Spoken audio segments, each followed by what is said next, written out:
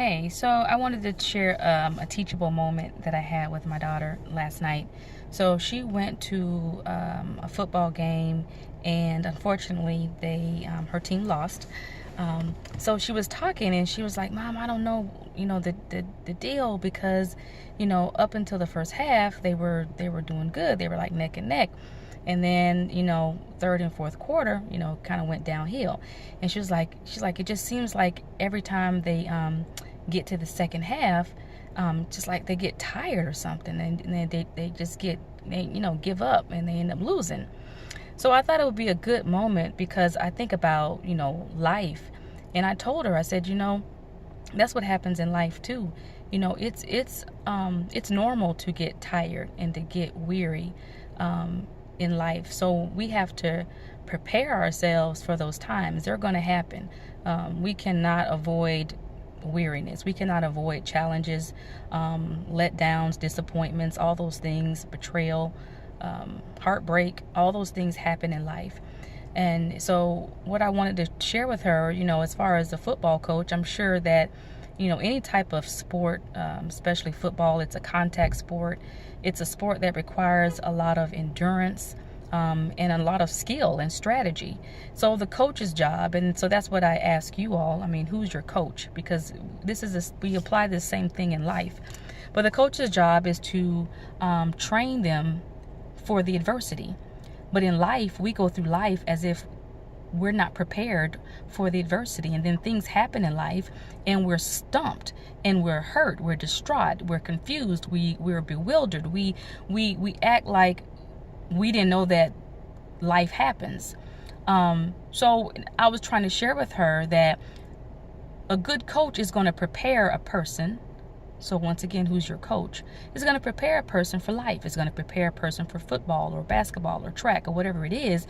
They're going to condition that person to handle the adversity or handle the impact, or whatever that skill or whatever that sport may be. It's their job to train them with consistency, practice, train them so that they can handle the endurance.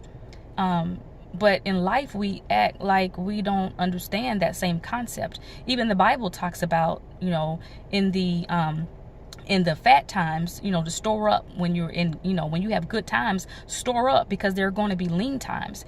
God wants us to prepare for those lean times because they're going to happen. So he's saying, hey, heads up, prepare, store up, so when the lean times come, you won't get hit so hard.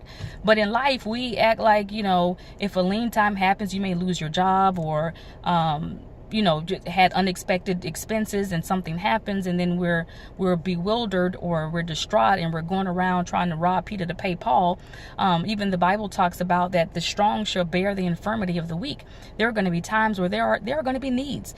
And one gentleman on Facebook, he got in time for school, he got the community together to purchase backpacks for kids. That's the strong bearing the infirmity of the weak. There are going to be times when we're going to have to help each other out to be able to maintain this life. Life is about community. It's about helping. But at the same time, we are responsible for our lives, and we have to do things to prepare ourselves. So I just asked you, and I told her, how are we preparing for adversity? How are we preparing for our sport, whatever that sport may be in life? Are we preparing for it instead of spending time lollygagging around on social media all day, which is fine in your spare time, but are you building yourself up? Are you preparing to strengthen yourself? Are you preparing to look at things a little bit differently? Not always just go off on people, not always have temper tantrums and tangents.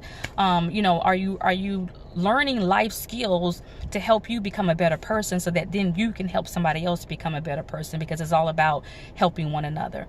So I just wanted to just share that life skill, that teachable moment that I had with my daughter, and I just thought it was good for life in general, so I wanted to share it with you all. So talk to you later. Bye.